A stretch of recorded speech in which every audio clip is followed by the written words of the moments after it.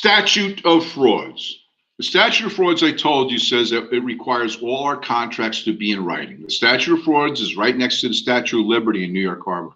Hey, I'm here all day, guys. Tip your waitresses. No, being serious. Statute of frauds. Now, it states that all contracts for sale of real estate must be in writing. It also states that for realtors, all agreements must be in writing. However, under the state statute of frauds, there are some exceptions. One is if a lease is less than 3 years old, then there's no requirement that it be put in writing. Now, that's the state of New Jersey speaking for contract law. However, in the realtor requirements, when you are going to be a real estate, one of the things the real estate requirements are is that all our agreements are in writing. Therefore, I don't care if it's a lease of less than 3 years, 2 days, 1 minute, or 1 second. If it's an agreement between parties, then you better get it in writing because it's required. The reason for the last bullet item on the page. It is extremely risky to rely on oral agreements. No one wants to rely on oral agreements. And if you do, you're stupid. And I do mean that. You're ignorant of the fact that people can change terms and conditions at any time in an oral agreement. And you may have to be subject to them because you don't have anything in printing saying they're wrong. So always, no matter what the state laws are, you must get all your agreements as a realtor in writing, period, exclamation point. Also, getting our agreements in writing prove authorization to do things. My listing agreement, the seller has to sign a written agreement, so it gives me authority to list and sell that property and collect a commission. So my authorization to work on behalf of a buyer or seller or both or neither must be derived from a written agreement. Must be. No matter who the broker is asking for on behalf of the seller or buyer or on behalf of landlord or tenant, it must be in writing. Boy, how many times have I said must be in writing in the past 5 minutes? If I had $1 for every one of those, I could probably get a pizza by now. Just saying. All right, so now there's different. Now, I delayed your question, is it Darius, regarding competent parties and validity and voidability and all that stuff, because we're going to be talking about that more in detail now. I'll get to your point to be precise, and when we get to the next page where it says voidable, I'm sorry, here, the third page, where it says void, voidable, enforceable, or valid. So we're going to get back to that, don't worry. But let's talk about different types of contracts. Number one, there are express contracts. An express contract is one that is oral or written. As far as real estate is concerned, express means written, must be in writing, so that we can understand the specific intentions of the parties. It must be in writing. Or if it's oral, a tape recording and transcript of the oral agreement to prove what the conditions were. So an express is one that is stated or written down so people can understand the terms and conditions. And then there's something called an implied contract. It says demonstrated by acts and conduct. All right, so I was a waiter in college for 2 summers. I went to college in Boston and made some good coin serving tourists, all those touristy drinks and lobster chowder and all kinds of things up there. I was making good coin as a waiter. But we had a policy, and that was if a diner performed something called a dine and dash, then the waiter who served them is responsible for their bill. Woo! So I actually had 2 people attempt this on me over the course of 2 years.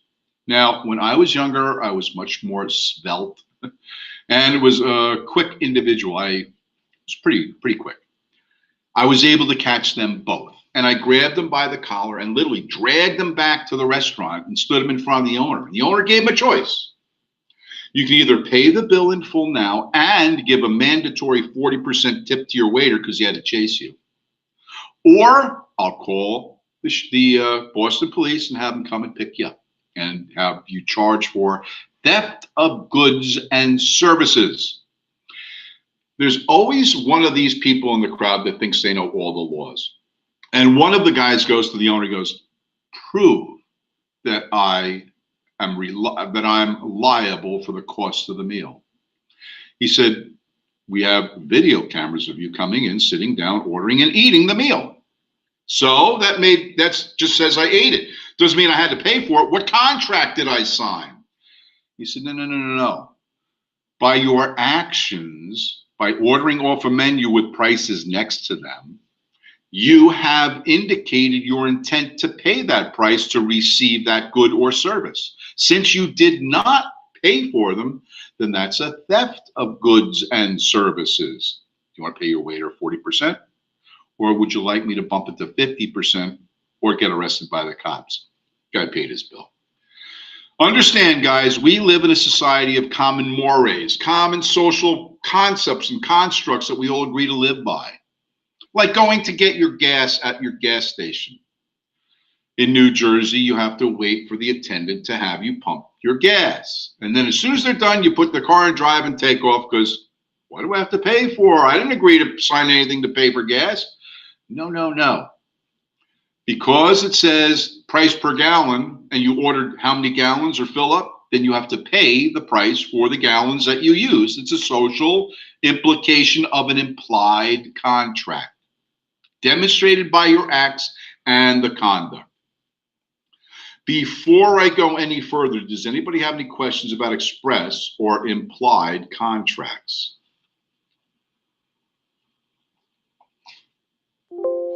And by the way, if any of you guys are in the food service industries, my heart goes out to you guys. I know how hard you work, and I know the kind of crap that you have to put up with customers, but now with not even be able to work, that sucks. Okay, was there any other questions before we moved on? What would be an implied contract in real estate? We would never use an implied contract in real estate. We would use an express written contract in real estate. Can you give an example of an implied contract? Again, same question, same answer. That's why I'm getting my, okay, understood, guys. I know it's a tough life, and I know you work your butt off for your bucks. And now with the stupid close downs of restaurants and stuff, they're just, I'm convinced they're intentionally trying to kill small businesses in the United States right now. That's what it seems. That's what it certainly seems to be. But anyway, I'm sorry I even brought that up. All right, let's move on. Can I give an example of an express contract? A written contract is an express contract. Shouldn't really need any more. I'm sorry, Jessica, did you have a question? Let me open it up to you again. No? Okay, moving on. Now, you could have unilateral or bilateral contracts. I'm going to try to make it very simple. In a unilateral contract, just like a unicycle, there's only one wheel that does all the work, right? In a unilateral contract, only one party must perform. In a bilateral contract, which has two wheels and together they move the bicycle by power of locomotion by the driver. In a bilateral contract, both parties have to work to have the contract fulfilled. So a bilateral agreement is where the buyer and seller must do something to perform to fulfill the obligations of the contract. A unilateral contract is where only one party has to perform to fulfill the obligation of the contract. Let me give an example. I'm selling my house to Bruce Allen, you're online. I'm selling my house to Bruce. Well, what do I have to do as a seller? Well, I've got to take care of the property until it's sold and keep insurance on it. I have to develop a deed of conveyance. I have to get payoff statements for all my debts and make sure those are paid off by the proceeds of the sale. I have to register with the state as far as where my new address is going to be so they know if they can charge me exit tax as well as transfer tax when I sell my property. and I have to show up to a closing or have my attorney do it for me. There's certain obligations I have to perform. What does Bruce have to do? Bruce has to get his mortgage commitment if he hasn't done it already. He's got to do title search and survey and home inspections and several things he's got to do.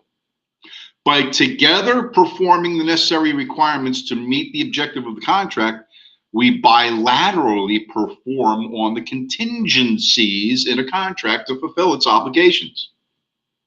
In a unilateral contract, only one party has to perform. Let me explain. I'll use the one from our review question. A sales manager in an office says to his sales staff, whoever brings me 4 listings by the end of the month gets a $500 cash bonus. Now, this is an option he offered. Not everybody has to do it. Whoever brings me 4 listings by the end of the month gets a $500 bonus. Therefore, whether you participate or not, regardless of the fact. But those who wish to participate then have to perform and get 4 listings. And in doing so, if they get the 4 listings, they get the $500 cash bonus. So the broker doesn't have to do anything. Only the salespeople have to perform. And if they perform, they fulfill the objective and the requirement, they get paid. If they don't, then they don't get paid. Simple as that. So understand, guys, unilateral versus bilateral. Any questions on that?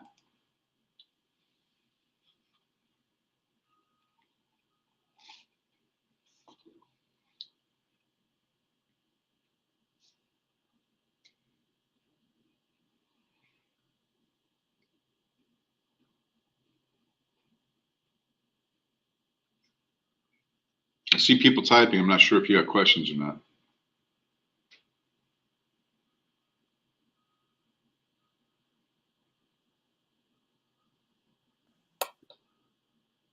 What are the contingencies to be performed? We're going to go through that later in our discussion. Don't worry, we'll get there. I promise. I don't see any other questions. Oh, sorry. Is an adverse possession an implied contract? I don't know how you would classify it as a contract.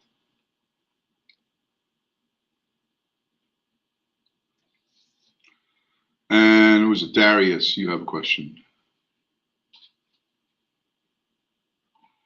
Okay.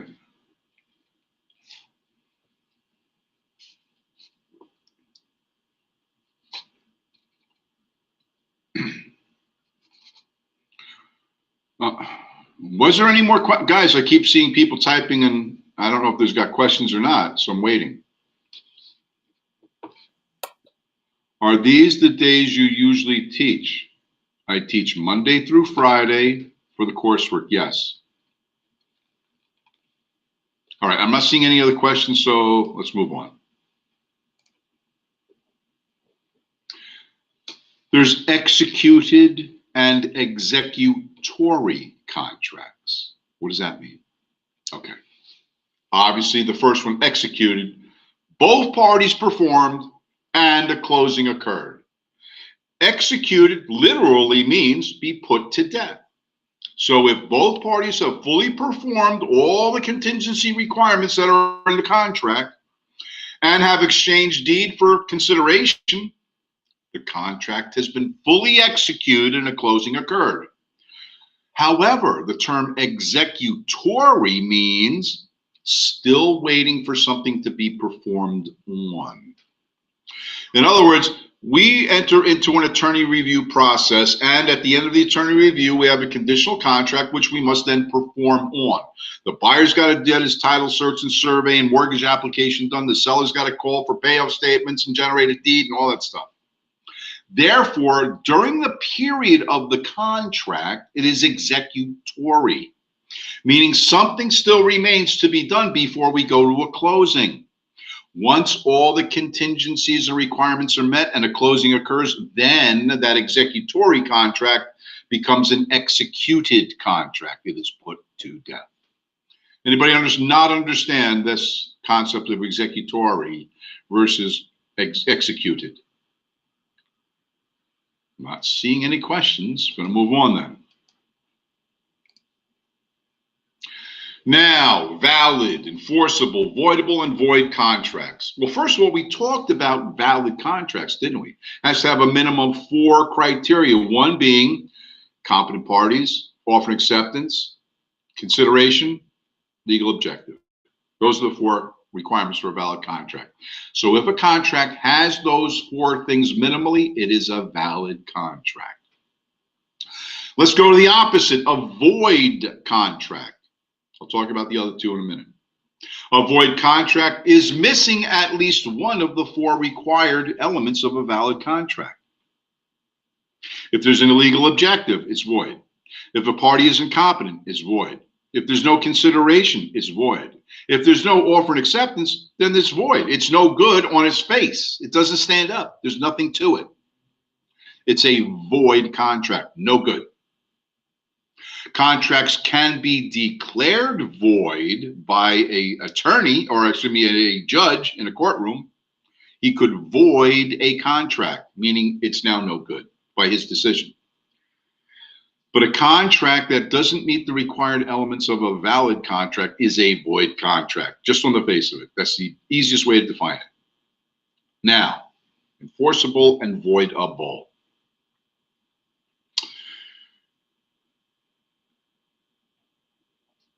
Voidable will take first. You enter into a contract with a 16-year-old.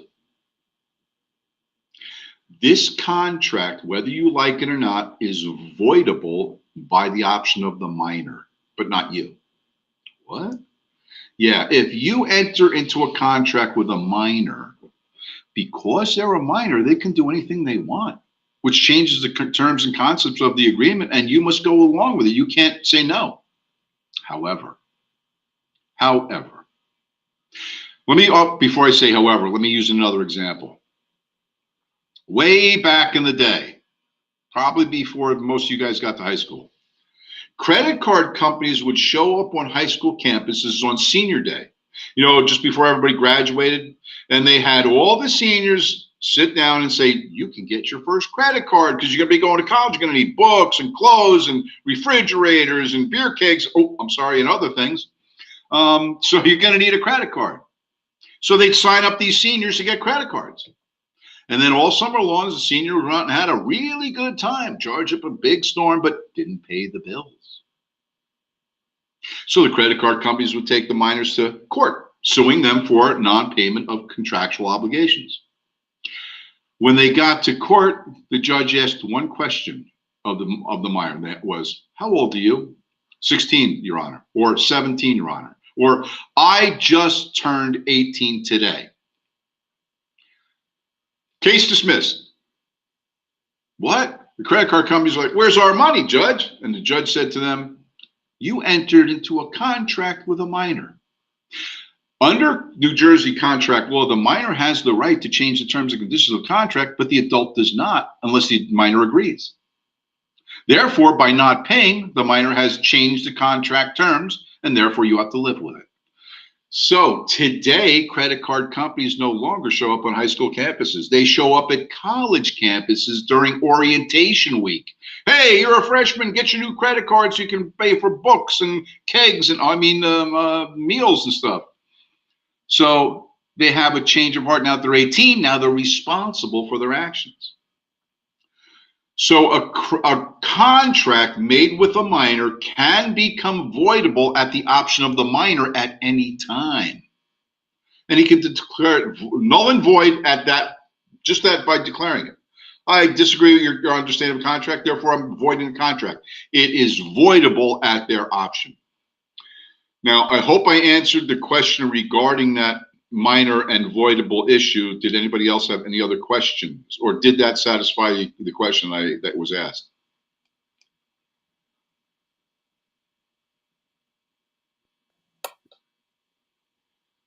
I didn't say anything about being married. Remember, if they're married, they're emancipated and then an adult, so they're not a minor.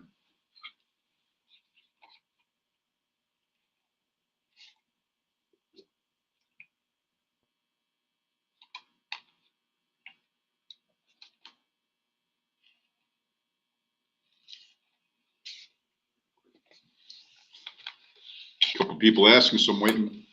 So voidable only has to do with minors. I didn't say that, Bruce. I was giving an example.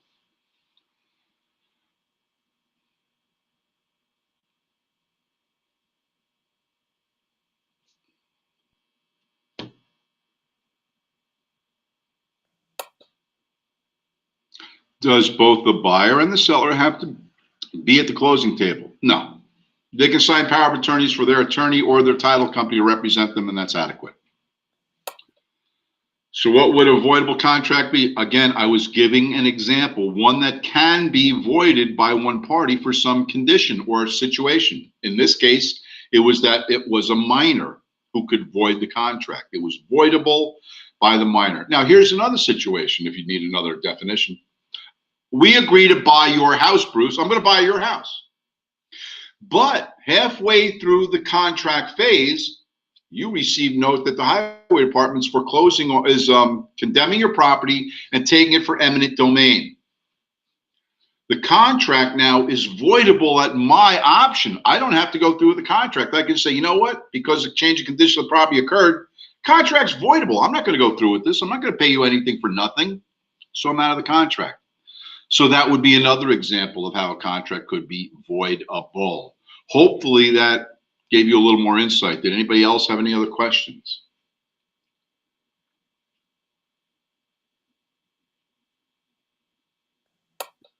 Can someone claim they were under the influence of legal medication or alcohol to get a contract voided? James, again, that's a question for an attorney. I can't answer that. I can't answer as a matter of fact. I can give you my opinion on it, but I can't answer your question as a matter of fact. Okay, let's move on from that. Anybody else with a question?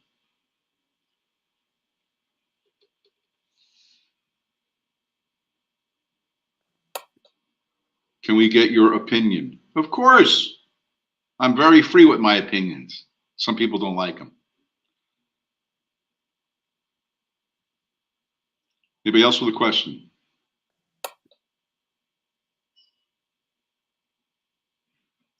But something can be unenforceable according to the book. Is that another category? We haven't talked about enforceability yet. I was just talking about voiding a contract, but we will talk about enforceability in a minute. Sorry to backtrack, but what is consideration? Something of value, Bruce. Guys, I don't want to keep repeating and repeating. You got a bad connection, Bruce? Reset it. Come back in a minute or two. You'll get a better connection. Or close down your social program. Stop FaceTiming with your girlfriend. Just saying. All right, I'm going to move on. So now, enforceable. What makes a contract enforceable? That, my friends, is a very good question. So, enforceability.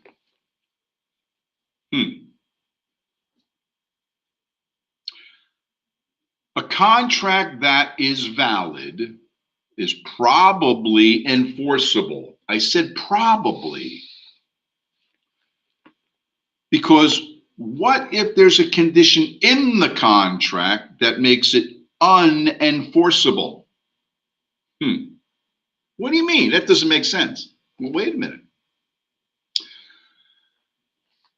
One of the conditions that the seller has put on the buyer to perform on is to deliver 2 moon rocks at closing in conjunction with the consideration. And the buyer says, no problem. I'll just go down to NASA headquarters, pick up a couple moon rocks and deliver them. But when they get to NASA headquarters, they say moon rocks are not for sale. We can't give you any moon rocks. And now he calls me and says, hey, I can't perform on the contract. Therefore, one of the conditions is unenforceable. Will you change that contingency or condition? And if not, then I'm going to have to insist that I be allowed to be out of the contract due to its unenforceable nature. So a very quick introduction would say, are the conditions enforceable or are they unenforceable in the contract? That's a very good question to ask. By using our standard contract, I will tell you all the conditions in that contract are enforceable. But there are some people out there that use their own contracts for various and sundry reasons. And I am very speculative of using someone others than the real estate commission's contract to sell houses with. In fact, I've never used another person's contract. Why? Because I don't know what the terms and conditions are in there. And if they're unenforceable, then my client may be at a disadvantage, and it's not fair. Therefore, unless the attorneys prepare the contract, I'm using the New Jersey certified state contract for real estate professionals that we're allowed to use. It's a fill in the blank form contract, and it's in the chapter. We're going to discuss it. So I want to make sure that the conditions in the contract, the contingencies that have to be performed on, are enforceable. Any questions so far about what we're talking about?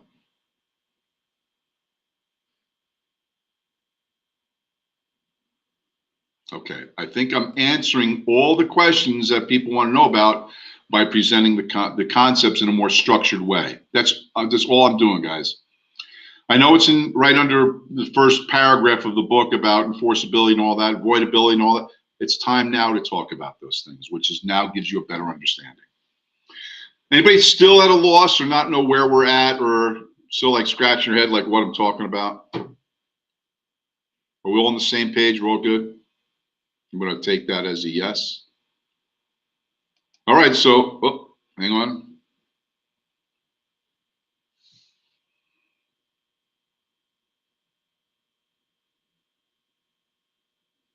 A couple people typing.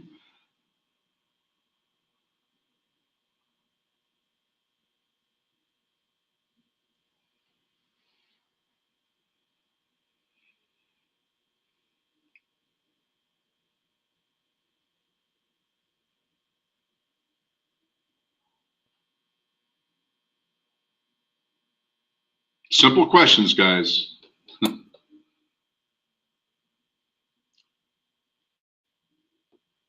If there is a stipulation in the contract that is illegal in the contract, unenforceable, voidable, or voided, I would say if there's an illegal condition in the contract, then the contract is void, because remember, it must have a legal objective to it. But if there's a condition that's illegal, then that would deem the contract unenforceable, or if you did, then you'll be found guilty of a crime because now there's evidence of you required to do something illegal. That's not legit. So that would be an illegal objective that would make the contract void, in my humble opinion. Is unenforceable always with a valid contract and the unenforceability is realized later? No. In fact, Jessica, good point. Let me stop for a second. Here's the situation. Buyer and seller agree to contract and sign the contract. It now goes to attorney review. While you're in attorney review, the contract is not enforceable. Why not? Because you haven't gotten out of attorney review yet. In attorney review, the attorneys can change concepts and contingencies and everything in the contract if they wish to. And if your clients agree to those changes, then it changed the nature of the contract. But both parties agree, then you still have an enforceable contract at some point. But during attorney review, that contract is not enforceable. I need you to go out and get your mortgage application done, but we haven't gotten out of attorney review yet. Well, then you're not performing the contract. I'm not required to until we have a contract. Remember, contract review means there may be a legally binding contract if we survive the attorney review, but if we don't, then there's nothing. So during an attorney review period, a contract is unenforceable. Just making sure everybody's clear on that. The book says that an agreement with a minor is considered voidable. That's what we were talking about. I'm not understanding then why that is different than just a void contract, since one of the essential elements is that they're not a minor. But it says you can enter into an agreement with a minor. It says that you're raising very serious risk. That's all. Can you help with the distinction between voidable and, boy, guys, I guess we're getting hung up on terms or something. Is the latter just something that can't be accomplished? Again, it could be a condition of the contract to be fulfilled, or it could be a situation that developed that changes the contract. It could be many different things. Okay, maybe I need to find a better way of explaining this. Let's see. Mr. Buyer, you're required to perform the contract. Understood. However, I'm letting you know that I just lost my job and I can't get a mortgage. I'm asking that you allow me to void the contract so I can get out of it and get my money back. And the seller says, get your money back. What I'll do is allow you out of the contract if you let me keep your deposit monies. And if they agree to that, then the contract is voided by mutual agreement, because one of the parties could not perform according to the contract. He would be termed in default or in breach of contract if he didn't say anything or do anything. But because he presented the idea and negotiated it, now it becomes an enforceability issue. Should we enforce the contract on him? And if so, we're not going to be able to sell it to him no matter what we do. Or should we just declare the contract unenforceable and void it? Guys, there is sense in cutting bait and running. In other words, cut your losses and live to fight another day. So you can have a contract declared unenforceable if conditions change after the original contract was signed. Voidable the same way, but this isn't a requirement. You don't have to request that we enforce a contract or not. You can demand that a contract be voided because of a change or condition, if you have the right to. So again, I don't want to get caught up in trying to confuse anybody, and I don't think I have been. But if you still need to see clarity on that, make it known now so I can go back and do it again.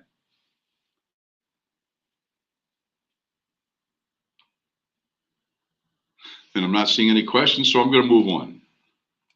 All right. Validity issues. A voidable contract is one that is completely unenforceable. How so?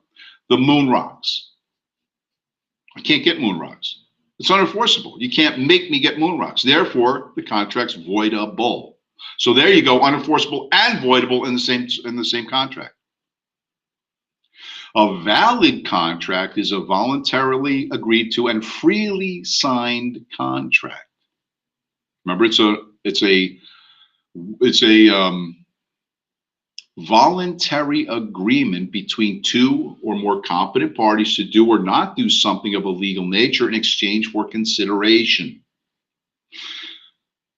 So an unenforceable contract is one that can be declared voidable. An avoidable contract is unenforceable. Just plain and simple. If it's voidable, then you can't enforce it. And it also says a voidable contract could be as a result of undue influence and duress. The client was forced to sign the agreement against their will. If that can be proven, then you don't have a competent party. Therefore, the contract is voidable by that option of that person. Or, as was mentioned before, somebody under drugs or alcohol can claim, I was under the influence of drugs and alcohol. I didn't know what I was doing. I'm going to declare the contract voidable. Well, what if they're lying?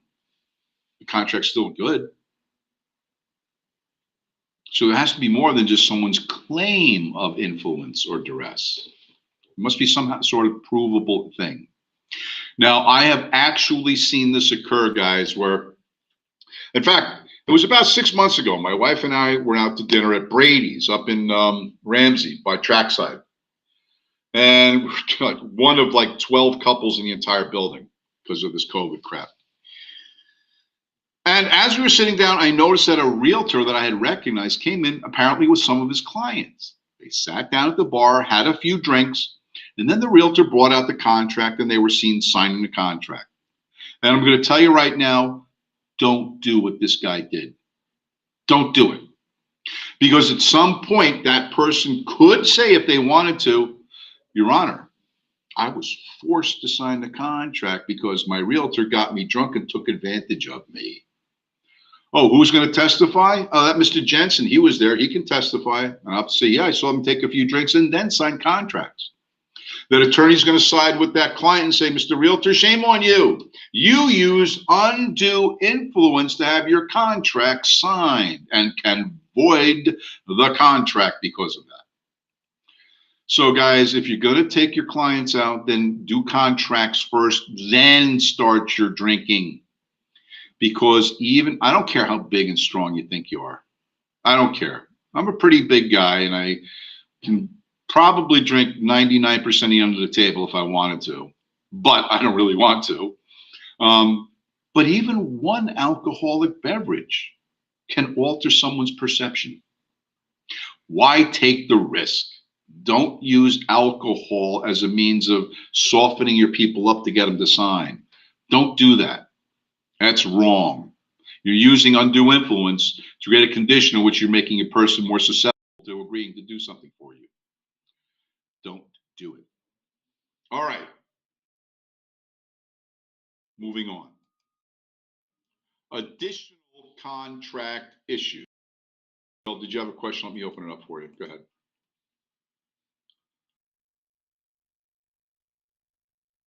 Oh, I think I did that one. Okay, Michelle, you had a question. There it is. Okay, hold on.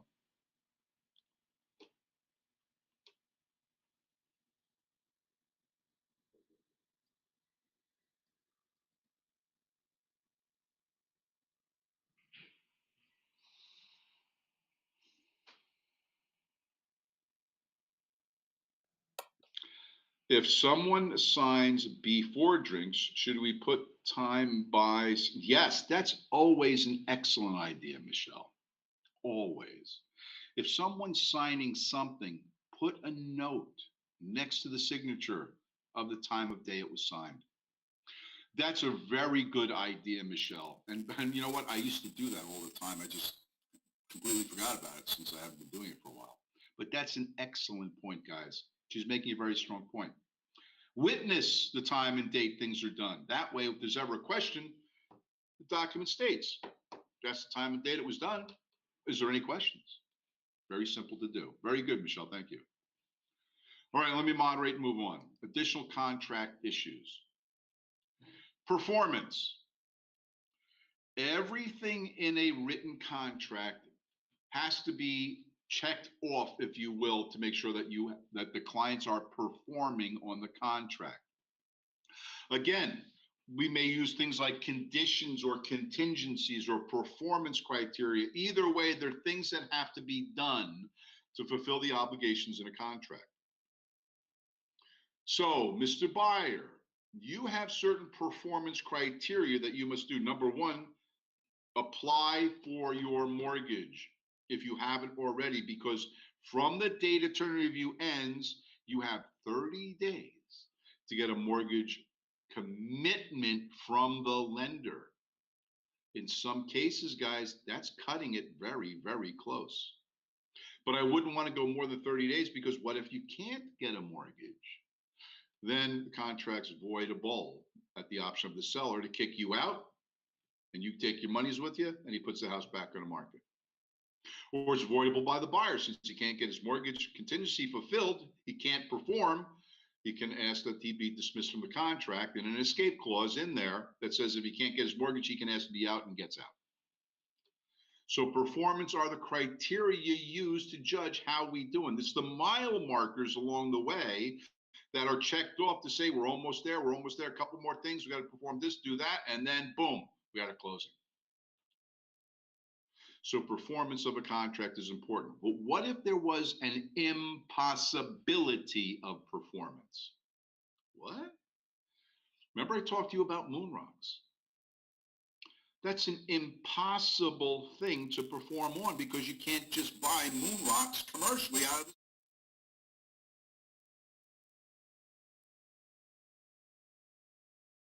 somebody of very high importance, you can't get your hands or even locate a moon rock.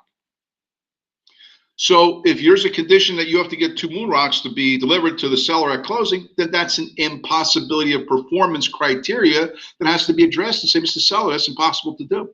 Therefore, I'm asking that you void the contract accordingly. But performance also says certain things that have to be done by certain times must be done at those certain dates and times, because that indicates performance. And if you don't perform as required, then you may be in default or in breach of contract. And we're going to talk about those things in a few minutes. So performance are the criteria in a contract that indicates fulfillment. Buyer did their mortgage application, check. Got their mortgage commitment, check. Did their title search, check. It means they are performing. Very easy to determine. Another contract issue is assignment and novation. Okay, so here's a situation. I'm going to buy a condo, but just before the closing, I'm going to assign the condo to my son. That way he's got to perform on it. So I assign the contract to my son, and only with the seller's permission can I do that. In New Jersey, our contracts are not assignable unless the seller and all parties to the contract agree to have it assigned. So the seller says yes, so we write up a document. I, the seller or the buyer, the assignor, can assign my purchase rights to my son, who is the assignee of those rights. Now he has to perform. The seller agreed and signed that note too. Now here's the closing and my son doesn't show up. What happens? Then the seller says, Tim, it's your turn. You got to perform. But I assigned it to my son. Here's the catch. In an assignment, even though I assigned the rights and the contractual obligations to my son, the assignor, me, is still responsible for performance in the contract if the assignee doesn't perform. It's just like having a co-borrower on a loan. If you don't pay back, then the co-borrower has to pay for you.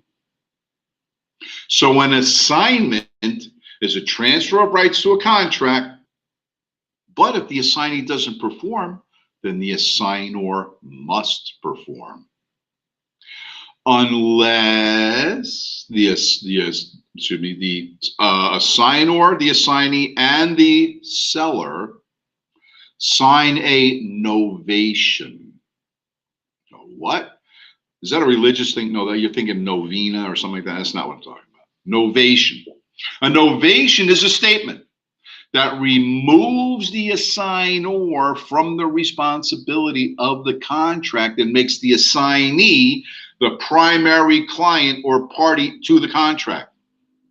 In other words, it's like changing a new contract out of my name into his name, and I'm now removed from it. No obligation.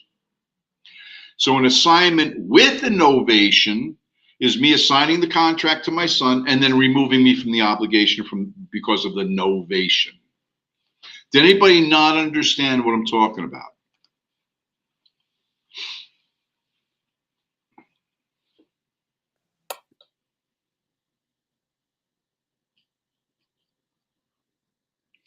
Our wholesaler assignment contracts are legit. Is that a statement? Or question? I'm not sure. There's no punctuation on that question or statement. It's a question. Our wholesalers, can you give me a wholesaler assignment so I can see it, the contract? I'd have to review the contract before I could comment on that. Can you provide me one, son? I'll give you my email. Here, I'll put it up now. Let's see.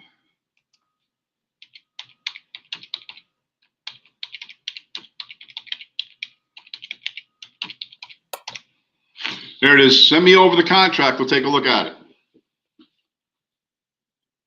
This would be in the case of purchasing property for your son, maybe for investment purposes. No matter what the purpose is, Andrew, if the seller agrees to let me assign the contract, if it's just an assignment, then my son must perform, but if he doesn't, then I must. But if the seller agrees to a novation after an assignment, then I'm removed from the contract, and now it's just between the seller and my son, and he must perform. All right.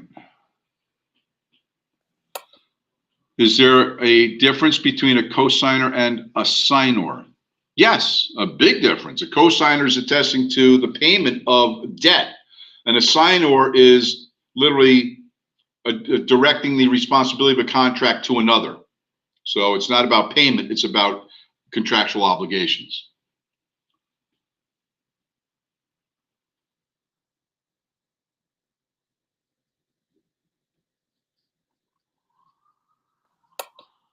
The novation is after a contract, or no, for HANA, no, for HANA, no. This is done before performance is required. So I'm buying the contract, the house, right? I'm buying the contract. I'm buying the house. And then I say to the seller, I'm assigning the contract to my son. If she doesn't agree, then there is no assignment. I'm still responsible. But if she agrees that I can assign the contract to my son, then my son must perform. But if he doesn't, then I must. The novation is when we agree to an assignment, my son is responsible, and the novation is a signed document relieving me, the assigner, of the responsibility of the contract. I'm distanced from it now. It's not about able to perform or not. It's just the voluntary agreement between parties to let the contract be taken over by another person. Is there a difference between oh no, we got that. So Jesse, yes, an assignor bestows responsibility to perform his son, the assignee, but if the assignee doesn't, then the assignor still must, yes, unless a novation occurs, in which then the son must. Anybody else with a question before we move on? See a couple people typing. The novation is after a contract, or when the assignee is not able. Now, again, we answered that question, no. So what is the actual resort for an assignee or assignor situation example? What? I'm sorry, for HANA. Gotta have to do better than that. Who has to agree to? All parties must agree to the novation. Okay, you sent me an email.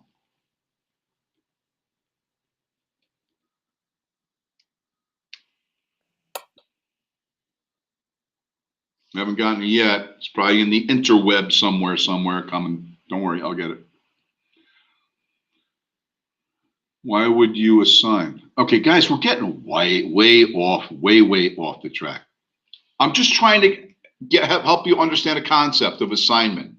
Now you're taking into this, like, why would the son not assign the assignor? And guys, it has nothing to do with that. And by the way, motivation, reasoning has nothing to do with understanding these concepts. Again, stop thinking like a regular person. Start thinking like a realtor.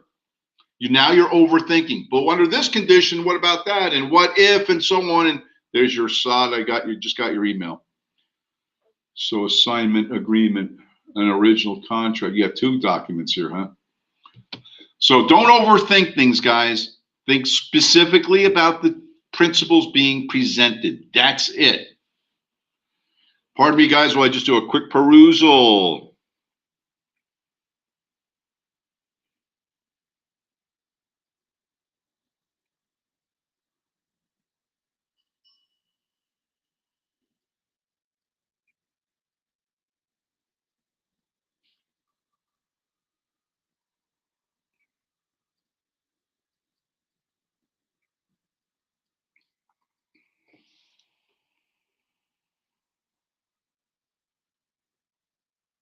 Huh.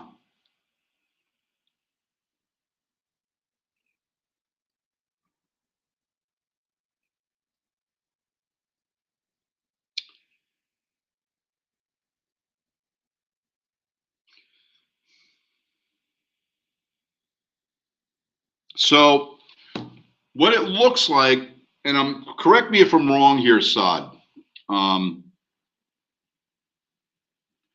This is a contract to purchase the rights to property and then have the ability to reassign those rights. Am I reading that correct?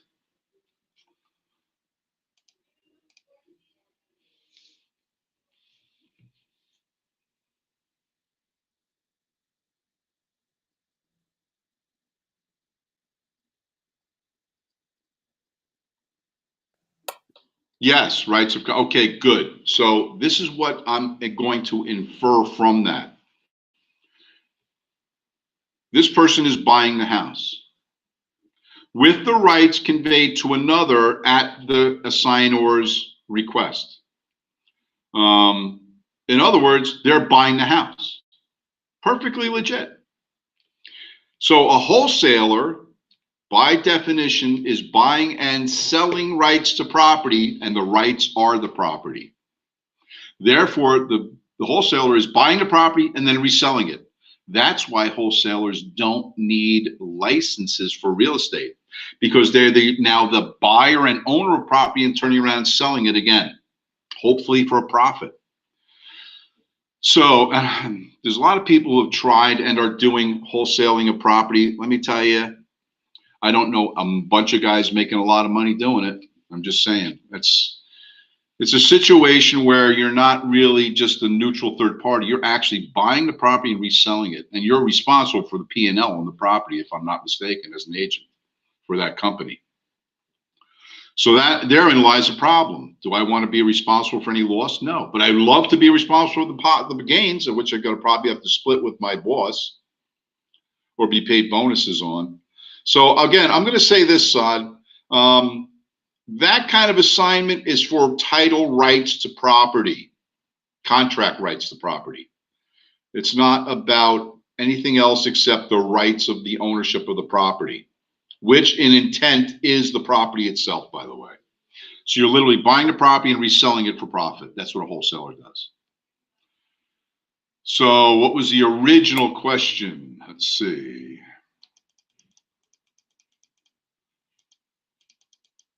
Our wholesaler assignment contracts are legit. Yeah, I would say they are, but I'm no attorney, but I'm going to say based on what I saw, it's a legit contract.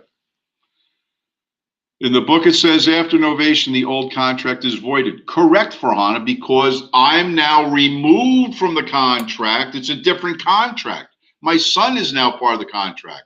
Therefore, it's a new contract. Yes, Saad, correct. Just asking, you said specific to New Jersey. Some states allow signing without the other party's awareness or consent. I'm not saying they are or aren't. I'm just talking about New Jersey. I don't want to present any other state's laws or rules because that could confuse you. I'm just talking about New Jersey. Question, does a wholesaler for a real estate investment trust have different standards they have to? Again, you're way off topic, James. There's nothing to do with performance, assignment, or novation of a contract. So guys, let's try, please. Let's make a conscious effort to stick to the topics being discussed and not drift off on these tangents, which literally just take us away from the course material. So I'm going to have to redirect us back to this. So we talked about performance. We talked about assignment and novation. Discharge of contracts. Can we finish class early since the guest speaker never showed? No. Can I have an extra $500 because I spent extra 5 minutes talking to you guys? I don't think so. All right, moving on. Discharge of contracts. Now, contracts can be completely discharged when all terms and conditions are carried out. It has become executed. Or it may be breached or defaulted on. In other words, if one of the parties defaults or breaches a contract, then there's a chance that the damaged party could call for discharge of contract.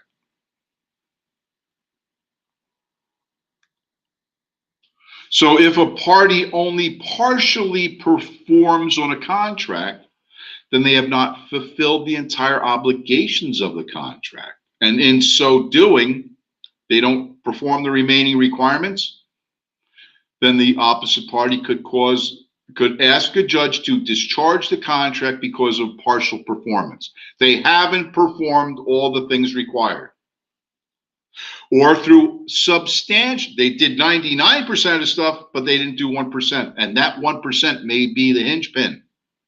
Therefore, I'm not going to close knowing that there's still 1% of things to do. I want them all complete, or I'll have the contract discharged by your unwillingness to do complete performance. You only did partial or substantial performance.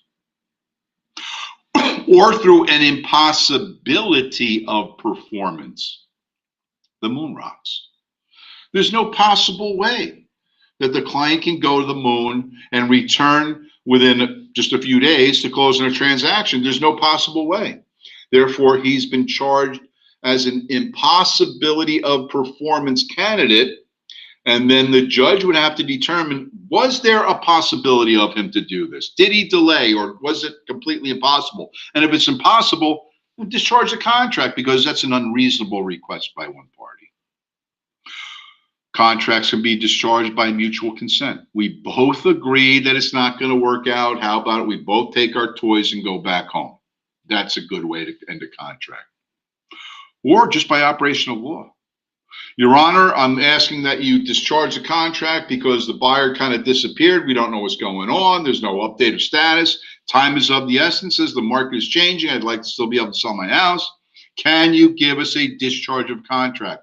In that way, the judge could say, yeah, it's a reasonable request. Therefore, the contract is over.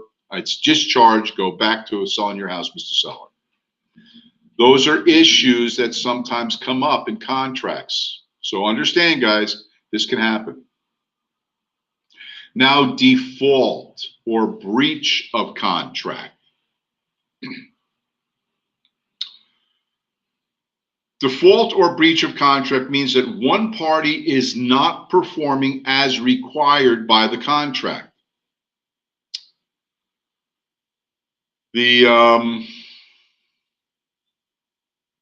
Let's see what we can come up with. 3 days before the closing, after all contingencies and performance criteria have been met, the seller says to the buyer, I'm not selling you my house now. I changed my mind. What? Yeah, I've decided that this is the best house after all, and I'm not going to sell it. I'm going to stay living here. Well, you can't do that. I'm going to be closing on your property in 3 days. Nope, decided to stay, taking the house back. I'm not going to sell it. Well, the buyer's going to have an issue with the seller. So if a seller defaults on a contract, first of all, seller must be told by the real estate broker who listed the property, because you're defaulting willfully on a contract that we performed everything required of us to do, we're still going to ask you to pay our commission in full. What? I'm not selling. So we put time and material into this deal. The minimum you have to give us is our time and material costs, or else we're going to lose money, and we can't do that, or else I'm going to sue you for the full amount of commission, what it's going to be. So the seller has to be told up front, this is a situation. Secondly, if the seller defaults, the buyer can just rescind or cancel the contract. Let them out. As long as they get my money back, I'll go my own way. That is a really nice buyer. Well, that's what they could do. But mostly buyers who are offended by seller breaches or defaults can take the seller to court and file a court suit called specific performance, meaning seller must sell. Specific performance could also mean buyer must buy, but in this case, it's the seller who defaulted. Therefore, seller must sell. Or they could sue the seller for compensatory damages. Compensatory damages. What does that mean? That means, Mr. Seller, listen, we've incurred costs of attorneys, title searches, surveys, inspections, this insurance, this research, that research, this condition. We paid a lot of money plus deposit monies. We want it all reimbursed to us as to compensate us for our loss. If you compensate us, we will let you out of the contract. So a buyer could sue for compensatory damages. If the seller still doesn't sell, then there goes the suit for specific performance, where they take the seller to court and ask the judge to force the sale. Do what you're supposed to do, Mr. Seller, sell. If the seller still refuses after the court orders him to sell, then the judge could award the buyer in this case, what's known as treble damages, 3 times the cost of the transaction. So if the buyer was buying a $500,000 house, then the seller may be liable to pay that buyer $1.5 million just to get out of the contract to avoid selling the house to him. That doesn't make sense. Therefore, the seller is probably going to be forced to sell. So in a suit for specific performance where the seller defaults, the buyer sues so that the seller must sell. If the court agrees, then the buyer buys and the seller sells, or the seller must compensate the buyer 3 times the amount of the consideration in the contract. $500,000 purchase, $1.5 million settlement to the buyer. Now that's if the seller breaches the contract. What if the buyer breaches the contract? Similar things can happen. The seller could declare the contract void or forfeited because the buyer won't produce. In which case, he could keep the deposit money as a penalty. Or he could sue for specific performance. Buyer must buy. Or the seller could sue for liquidation damages. Besides being compensated for losses, the seller may want to liquidate losses generated from other purposes or reasons in the contract. What do you mean?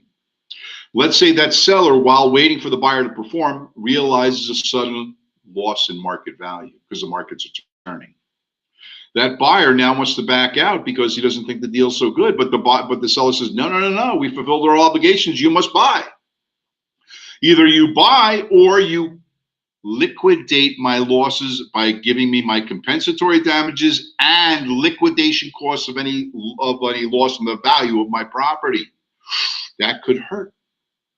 Therefore, if they are going to be forced to do that, they're probably going to buy. Or if they still resist, then the seller takes the buyer to court in a suit for specific performance in which now the buyer must buy. And if they don't, treble damages to the seller. So financially, a suit for specific performance is never good for some party. I've never seen a contract go that far. I've seen people bicker and moan about conditions and delays, but I've never seen it go to suits. Never.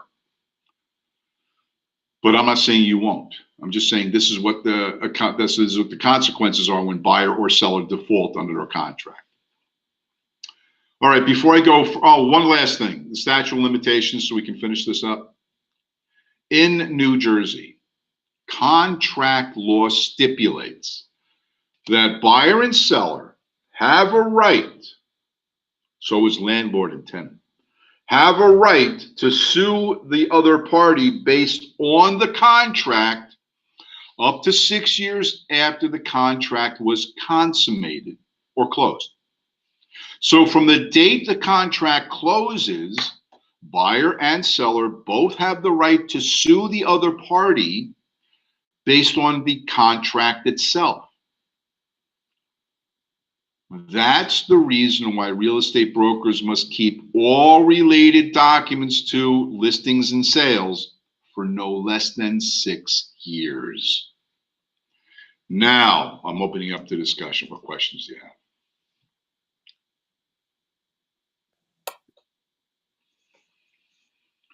Is there a substantial performance with a risk of breach of contract?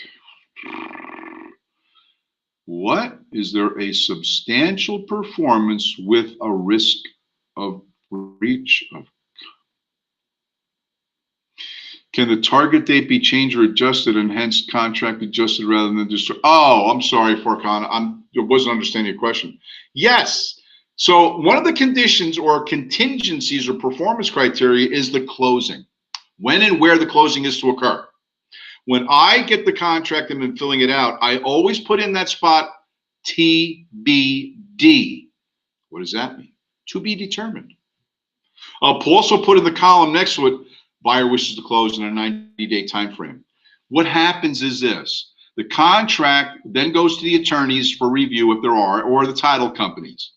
The title companies have to look at their schedules to see if they have any open dates around about those dates to close the transaction on. If they do, then great. If they don't, then they can change that closing date to some other time, but doesn't void the contract.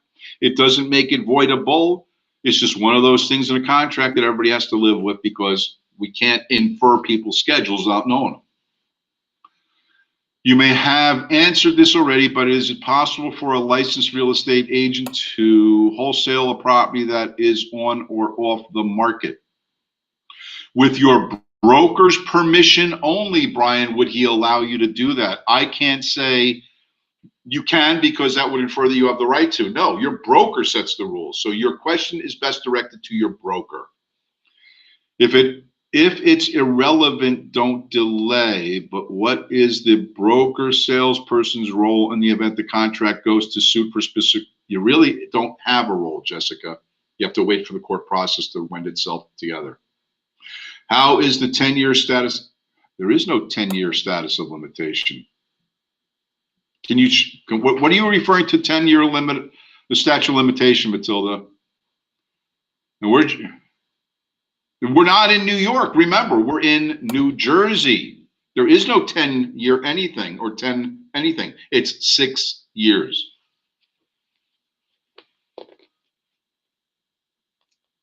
The 6-year period applies to contracts, foreclosures, mortgages, and cases of fraud. Lawsuits to recover real property, that's completely different. It's 10 years. That's completely different.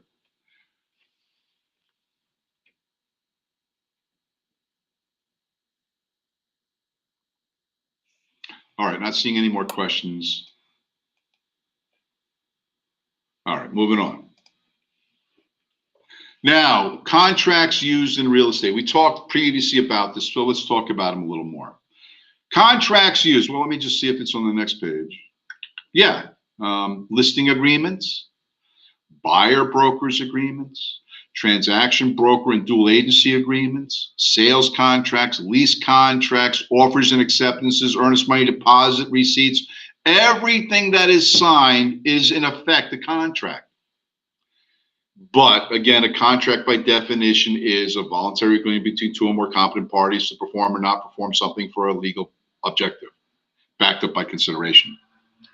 So all these things are contract forms, but again, I wanted to take it in an orderly fashion, therefore, preparing documents. Now, if you will, turn to page 175 in your textbook, the hard-covered 14th edition. That's where the New Jersey Realtors contract sample form starts. And if you took out the word sample on every page, this is a legit contract. You can use it. So it goes on from page 175 all the way to 186. It's 11 pages long. Yeah. When I started in real estate in 1993, our contracts were 3 pages long. Now the contract's 11, plus the page on 174 called the notice to buyer and seller. That's not part of the contract, so it's actually 12 pages long. And that's before any addendums or anything else is added to the contract. And back in the day, 1993 BC, before computers, we didn't have digital formats to use. We had to do hand-printed contracts, and we used carbon paper for each page of the contract. And we had to make 5 copies of contracts. We use carbon paper. That's called old school.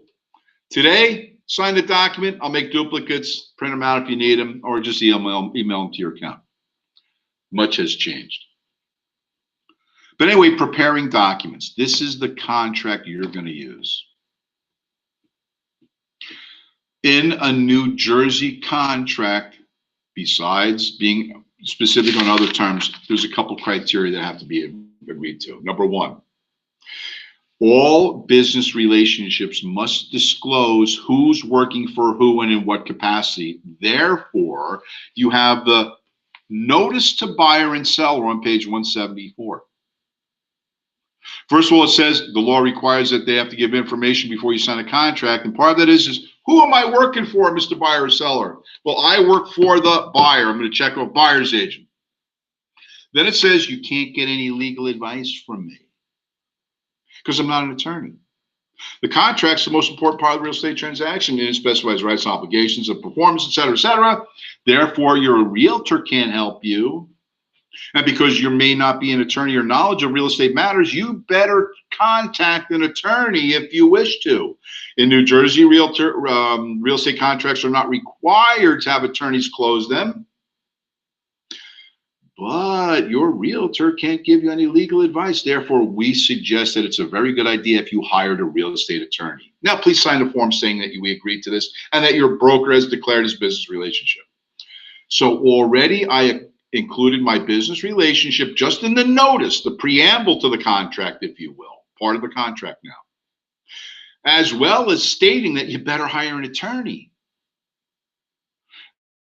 The first paragraph above the table of contracts states, this is a legally binding contract that will become final within 3 business days.